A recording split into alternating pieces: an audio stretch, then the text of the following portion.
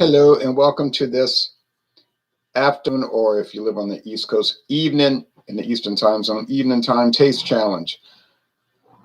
I have two Canadian blended whiskeys, aged 3 years, okay? This is Canadian Gold Barristers. Actually, the technical name is, but nobody calls it that. Barristers Canadian Gold. Introduced in 1962. There's the crown for the Dominion of Canada. The fleur-de-lis on the shield representing France, the French people, and the two lines representing England, I guess. And it says God with us in Latin. Oh, in French. Dieu avec nous. Now, this is a funny label because it says distilled in Canada. You say, ain't nothing funny about that. I know. Quality par excellence. Like just fabulous quality. Very light Canadian whiskey, a blend. Extra fine quality. Canada's finest. Oh man, that's a bold statement to make. Canada's finest. They said it, not me. And it's bottled by Wellington Distillers Products Company, Scobeyville, New Jersey. Yeah, it's an alias name. It's Laird and Company. It's right on the website. I put the link below. Hey, Ron. Hello, Ronnie S. James Lassane says, what's up from Erath, Louisiana? Hello, James. Just doing this taste challenge. Now, I don't think it's going to be too challenging. So I bought this at Total Wine and More in Metairie, Louisiana. It was $9.99. Could I have gotten it cheaper per ounce if I had purchased, I learned to speak English correctly one day, the big handle bottle, plastic handle bottle? Yes, I could have gotten it cheaper per ounce, but I didn't really want to be sitting on a big handle bottle. I figured $7.50 is enough, and it is. So I paid more per ounce and got less because that was fine for me. Is it going to really be this dark after only 3 years? Really, it ain't going to be because they're adding color to it. These things typically add caramel color. Well, it's allowed. So, okay, here's one that I don't think has any color added. You can clearly see that. It's also aged 3 years. And look how light it is. That is light. Now, they talk about very light. This one's very light. No, this one's very light. That is very light. That is very light. That. All right. Let me put a little, I gotta update something here. Bottled in Maine.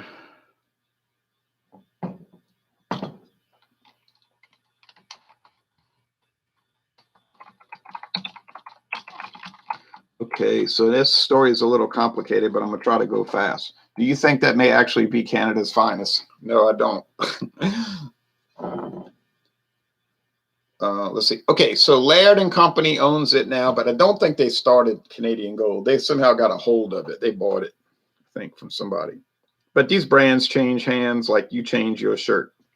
So, but it has literally been on the market for 59 years, and it has literally never really been popular, but it exists. It exists. It's a real brand. It's not some private label. It's a real brand. Okay. But sometimes these little cheap brands can be pretty good. And it actually is pretty good. Here's Mellow Canadian Sipping Whiskey. Mellow Canadian Sipping Whiskey. And you can see the gold on this is sort of oxidized. Like this gold on the label is turning green like gold will do. And like, you know what I mean? Like on the label. And it says imported. You can tell it's old. Imported Seagram's Canadian Hunter. There's a hunter with a gun, a rifle, and 2 husky dogs. Mellow Canadian Sipping Whiskey. Canadian whiskey, a blend, imported and bottled by White Rock Distillers, Incorporated, Lewiston, Maine. Enjoy our quality responsibly. And there's the proof of purchase. That's kind of old, right? You don't see that on stuff anymore where it says proof of purchase. But this was introduced in 1984 by Seagram's as a new, what they call it, a Canadian whiskey for the 80s. All right.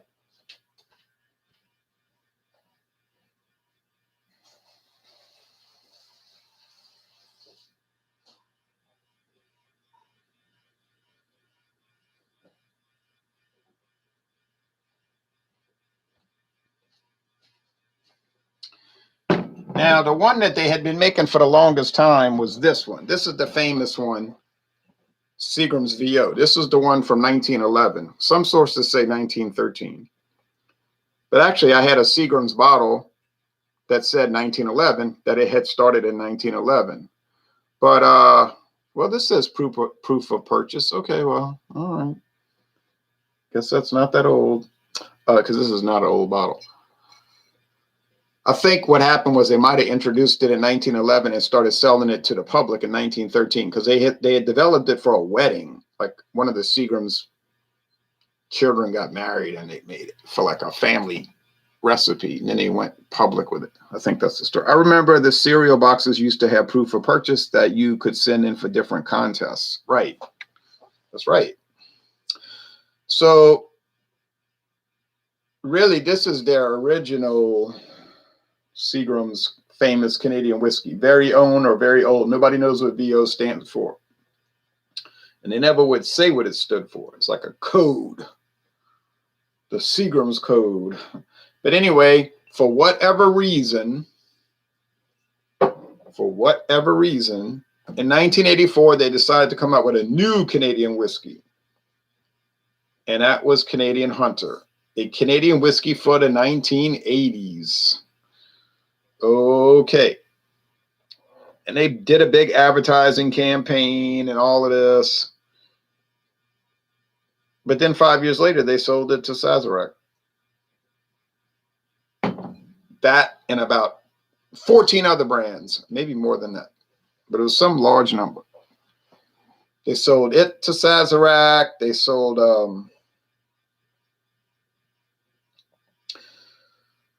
Crown Rust Vodka, which is a pretty well-known brand. Not a high-quality brand, but a well-known brand, cheap brand. But so that was when Seagram's was starting to fail, okay? I guess they needed some cash flow. Their management style was aberrant, I guess. They made a lot of bad decisions. But that's another story.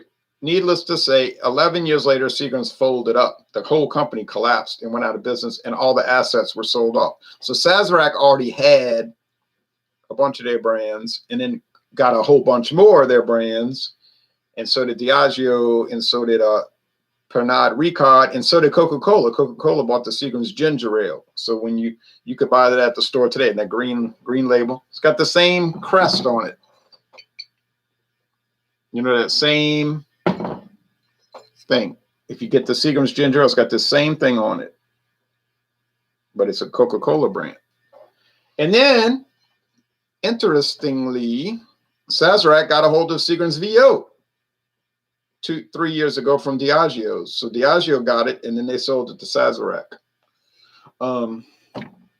For whatever reason, with a production agreement that they would continue to produce it for 6 years more for Sazerac until they could take over the production themselves. Because you got to age it and everything. And I believe VO's aged 6 years. No age statement, but I saw on the LCBO, the Liquor Control Board of Ontario website, they were saying it was aged 6 years. And they probably got that from a sell sheet from the distributor. But anyway, all right. Here we go. So you can no longer get Seagram's Canadian Hunter. All right. They haven't made it since 1989. It's now just Canadian Hunter. Sazerac took it over and it became Canadian Hunter. All right. So we can assume, I think safely assume, that this bottle is from between 84 and 89. It's either an 84, 85, 86, 87, 88, 89 bottle. And I bought this at a place called International Market.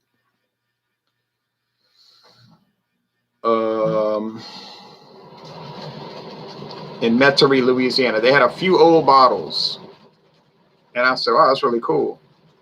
Now there's a code on here. I don't know. It says 105 space A3 space 1757. I guess that's 17 hours and 57 minutes. But the rest, I can't figure that out. But it doesn't matter. Anyway, I noticed that the Seagram's, I noticed that the Canadian Hunter, now that Sazerac owns it, tastes a lot different than this. It's more that Sazerac style, weird almond extract flavoring thing. But Canadian Hunter still sells pretty well, seems to. So you see it at a lot of stores. So I guess people didn't care if they changed the recipe.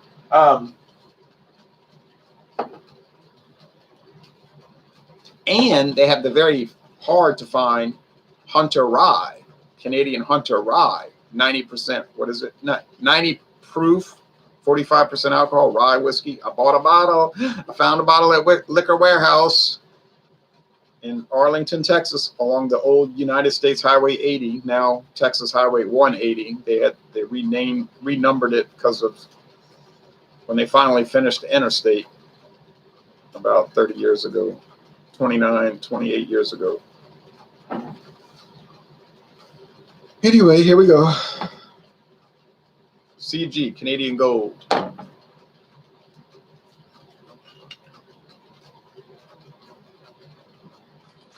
Now, Eric Fraunfelter, Thomas Meadow 75, he was kind of being antagonistic on alcohol eggs when I posted a photo of Laird and Company's 101. There are four Queens 101. But he never tried it in his life. I know that much. And he was saying, oh, blended whiskey. I said, yeah, that's right. He said, oh, vodka mixed with whiskey. I bet that's terrible. I said, yeah, grain neutral spirits. It's not exactly vodka. Vodka is usually 4, 5 to 7 times distilled and heavily filtered. Whereas grain neutral spirits are distilled and they're raw. It's just raw corn whiskey, corn liquor, and they might filter it, but they water it down to 80 proof and then they start blending it. So it's not exactly the same as vodka. That's an old kind of like something that the haters say, you know, and they're real fixated on that. You'll notice they like go into attack mode if you say blended whiskey. I'm not a defender of blended whiskey. My job is not to defend blended whiskey. I mean, I'm neutral about it. I don't really care. But I've noticed that they got these people that they kind of flip out. You know, they're like, oh, I'm one of the cool kids. You know, they want to let you know that I'm one of the cool kids. I don't mess with blended whiskey and go on and on. My attitude is, well, don't drink it. You know, it means, are you under some kind of obligation to drink it? And I told him, I said, actually, it's pretty good, because he was saying it's going to taste terrible, I bet. I said, no, it actually tastes pretty good. The Four Queens. It's not great, $11.99 a bottle, but it's all right, you know. So Crown Royal.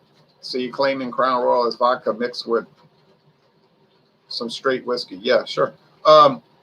Or Johnny Walker Red, because it's using grain alcohol, grain whiskey. It's the same thing. Grain neutral spirits, grain whiskey. It's, you know, it's true, because if you read the Johnny Walker website, watch their videos that they make on the website, they talk about how they mix the grain whiskey, and they say, well, it doesn't really have much aroma or flavor. It's meant to be a base, and then they add the single malt whiskeys that give it the flavor. Same thing with these two. The grain spirits are the base. What's the percentage? They don't give their blend ratio on either one of these bottles, but I think a good guess would be 80% to 20%. Can't say for sure. So the flavor is coming from the rye whiskey and the malt whiskey, barley malt whiskey, and the wheat whiskey, if they use that wheat, perhaps.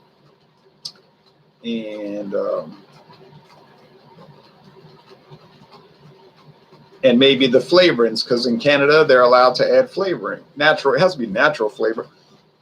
But things such as brandy, rum, wine, and I was reading the regulation. As long as the wine is aged or stored, as they say, well, if you're storing it, it's aged, right? In small wood, and I assume small wood means a barrel, wine barrel. They can use even straight. Doesn't have to be straight bourbon, I guess. They can use American bourbon in the Canadian whiskey to give it all kind of flavors. So blended Scotch, like Grant's or Hunter Pipers or Buchanan's, the flavor's coming from the single malt whiskeys. The grain whiskey is basically going to give it the base. They do that with beer too, these flavored beers. So I don't know why people want to have a conniption fit over it, but they do. Now I can't glance because you know the Canadian Gold is gold, but it's amber gold, and the Canadian Hunter is straw. Now if you buy the new Canadian Hunter, the one they've been making since Sazerac bought it in 1989, well, you know, it might have taken them a few years to reformulate it. This I don't know, but that one is amber.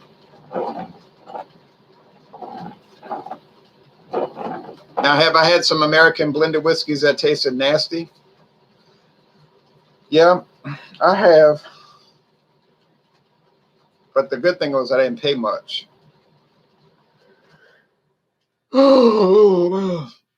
Excuse me. Have I had Canadian whiskeys that were blended ones that tasted nasty?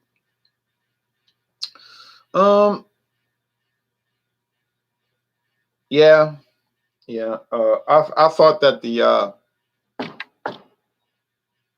the one from it's a Scottish company that owns it, William Grant and Son, but it's called Rare Gibson's Finest Rare. If that's their finest, I'd hate to see their worst. That Heir to the Throne's pretty rank. All right, on its own it tasted pretty good, but when I put it in taste challenges, it collapsed. Anyway, enough of that.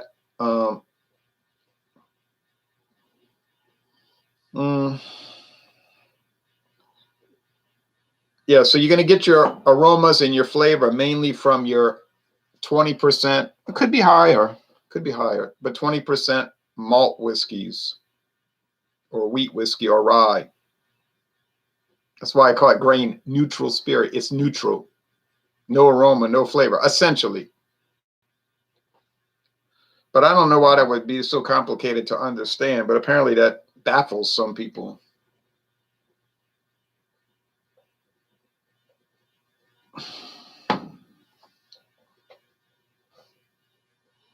Kind of like turning lanes on a 4-lane highway. You ever notice that? A lot of drivers are baffled by a turning lane. Just can't figure it out.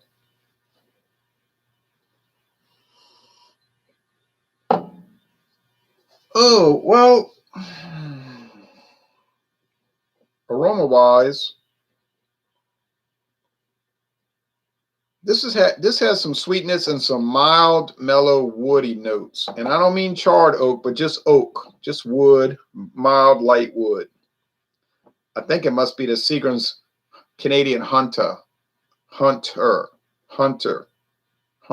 Thompson. The Seagram's Canadian Hunter S. Thompson.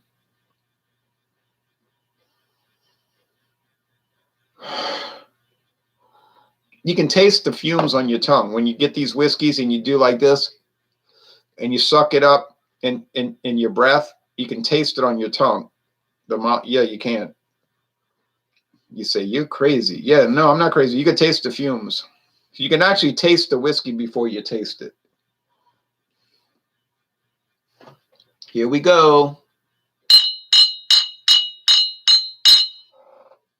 Spiky goody. Oh, yeah. Okay.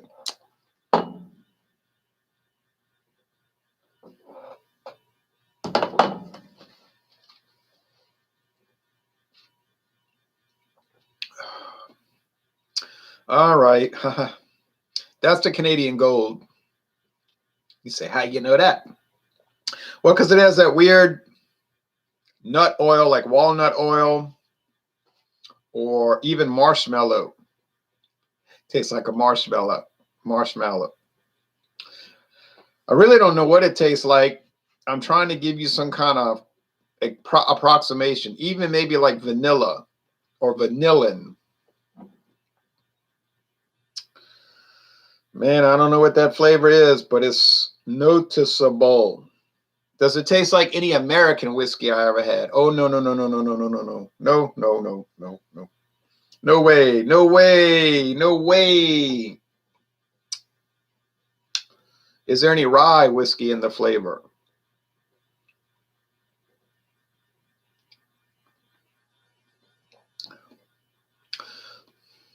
Yes, there's a peppery rye spice, but the main flavor is this strange vanilla or marshmallow or walnut oil type thing. Okay, Canadian Gold. I'm going to call it before I even try the Seagram's Canadian Hunter because I know there is no way this is not Canadian Gold. So when I look at the label, it's going to say CG. Although all I have to do is look at the shade of amber. I know what it is. There you go. Haha, not much of a taste challenge. I got it right. There was no doubt I would. There was no doubt that I would. Okay, what did I pay for the Seagram's Canadian Hunter? $8.99. How you like them apples? Hey, $8.99, which is the same price as the modern Canadian Hunter, $8.99, or that was the price. It might have gone up with these inflationary days, thanks to the United States government and the Federal Reserve System and their gross incompetence. But don't blame me. I don't run the government. All right.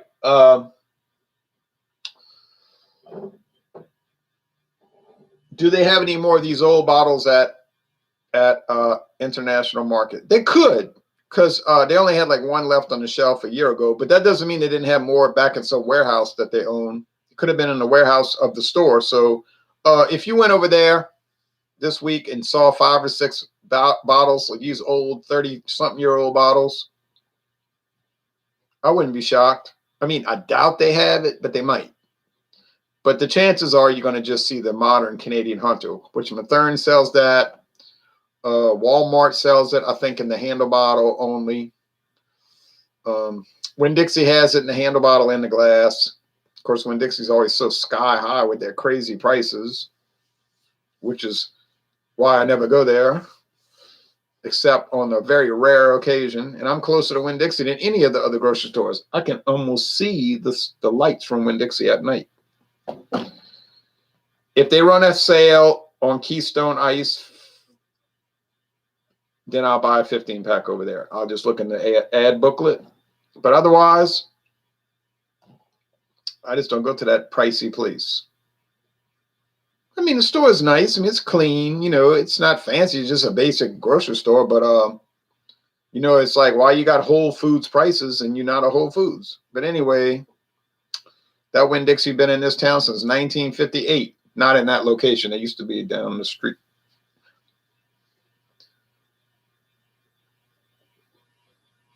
I remember when their prices used to be reasonable. Walmart is so much cheaper. Mathern's is more of a gourmet store and they cheaper. Food for Less is the cheapest. But their liquor and beer selection is limited. They have a really good food selection, though, at Food for Less. They have strange, like exotic food items, too, that other stores here don't have. No other store around here has the Hondureña cheese, the Hondureña crema, and so forth, other odd items. So I like to go there and check out some of their more peculiarities and whatnot. Okay, so Canadian Hunter. Yeah, it tastes more like Canadian Seagram's.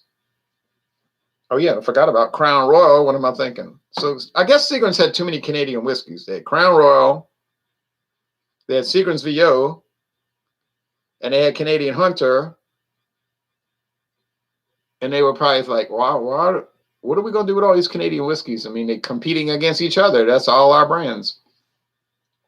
So they sold off Seagram's Canadian Hunter, but it didn't do them any good. They still flopped. The company still went downhill. But look at Sazerac. Sazerac probably got 24 different Canadian whiskeys.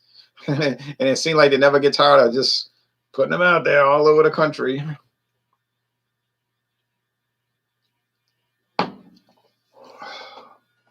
Drank Canadian Hunter occasionally in college up in northern Michigan on Lake Superior. Love your videos, says Lewis Rice. Oh, thank you. I appreciate it.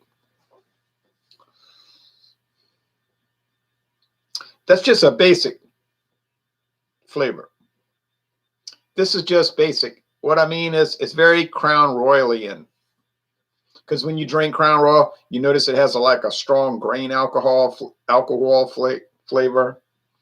Like they must be using a lot of, now they claim they use 50 different whiskeys, and I think that's probably the truth. But or it is the truth. I don't know how they would lie. But you get a lot of grain alcohol, corn whiskey. And there's like real subtle rye and barley malt whiskey in there. Crown Royal, maybe some wheat. This one's like that. This is like Crown Royal minimal. You know what I mean? Like they made like a minimal version of Crown Royal. You say, you mean a cheaper version? Well, you know, wouldn't, I guess you could say that. But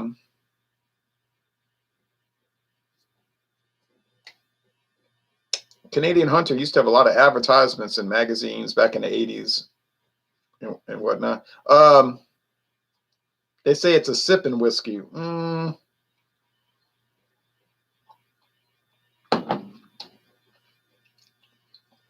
Might want to add some ice. Seems kind of ride up. No, I didn't mean to say riled up. I mean ride up. R-Y-E-D. Ride. Like it's got a rather significant rye whiskey thing going for it. Oh, well, I like rye whiskey. Now, what about the Hunter Rye, the 90 proof? Oh, yeah, that's bang on. Like they say in merry old United Kingdom of Lockdown. That's bang on. That thing is dynamite. And I got a bottle and I'm going to review it. But I still have the Canadian Northern Harvest Rye to do. I got that rye whiskey coming up. Like a flower. Da da da da da da. And I have so then I'm gonna do the Hunter Rye, because all I ever did was little sample bottles, and that was such a quick thing. We tasted it, we liked it, and it was gone. But I got that whole 750. Oh yeah, and I paid $11.99. Oh yeah. Jeep and Foodie says, going to do any Luxco brands? I have done a number of Luxco brands, in fact. I plan to do some more Luxco brands. I have the Bellows. Yeah, I'll definitely do more Luxco brands. Oh, yeah, no doubt. Yeah, for sure. Definitely. Yeah, I think Luxco makes some nice products. Now, they got some really good bourbon that they make, apparently. Like, what's it called? Nicholson.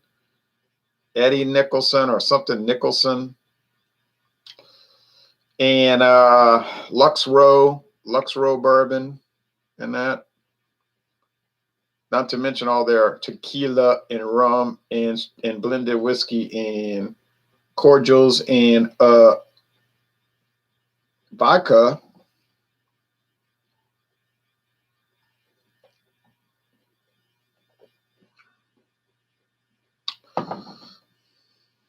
Standard.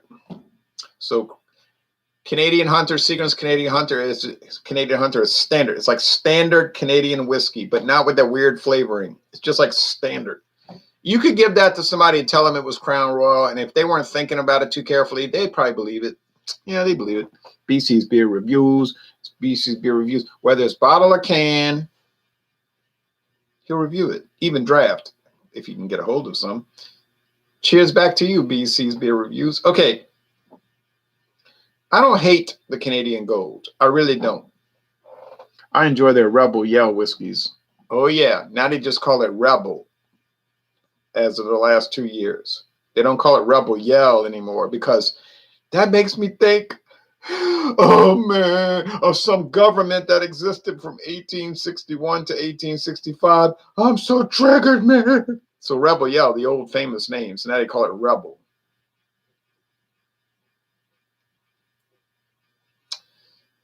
It's amazing how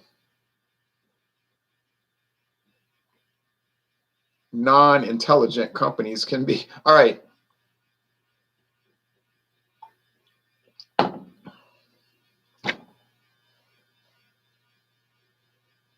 I guess Billy Idol, his when they redo his song, it's just going to be, what a yell. She said more, more, more, with a yell. All right.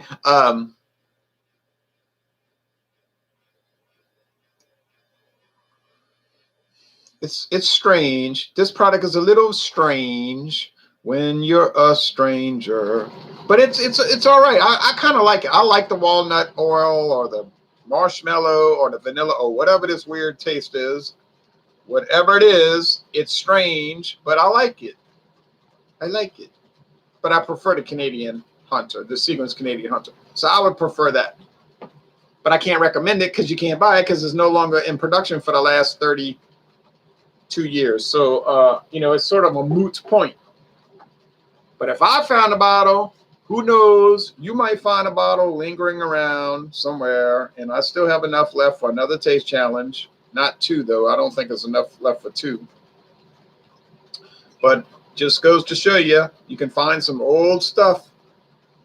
But in a practical sense, no, you're not going to be able to get it. So you may as well just get the Canadian Gold. But I would recommend it. I would recommend it. For $9.99 a bottle, oh, yeah, no doubt. Yeah, it's a winner. Is it fabulous and wonderful and all of that? No, but no, nothing like that. But it's nice. I like it. Okay, comment. Lewis says, to me, Canadian whiskey has a mustiness to it that bourbon or Jack doesn't have. You know what ingredients I'm adverse to in this type of whiskey? I'm a novice whiskey drinker. Well, I'm pretty much a novice myself, to tell you the truth. Mustiness. I don't know if I ever picked that up. Craft Beer Tastic says, corporations need to be woke these days since the libs have their hooks and everything. Can't argue with that. But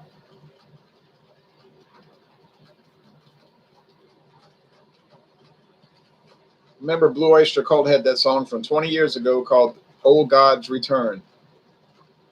Remember that? And it was about sort of like what you're talking about. This is the time when water starts to burn. This is the time when the old gods return, just when we were so sure of ourselves.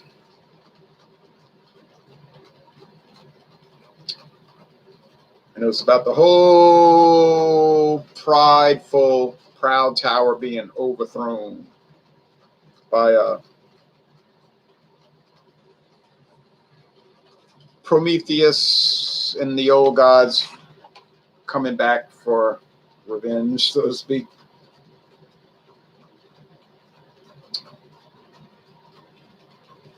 A Goddard-Dameron type situation. So I don't usually get too despondent because I know that pride comes before a fall, and these people are more prideful than anything I've ever run across. And every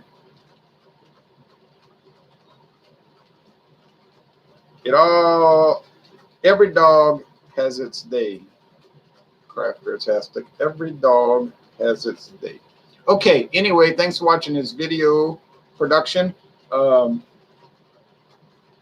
guess Seagram's Canadian Hunter wins, but it's sort of a personal preference issue there. Price is about the same. It's actually $1 cheaper, so I guess it would win. Tomorrow morning,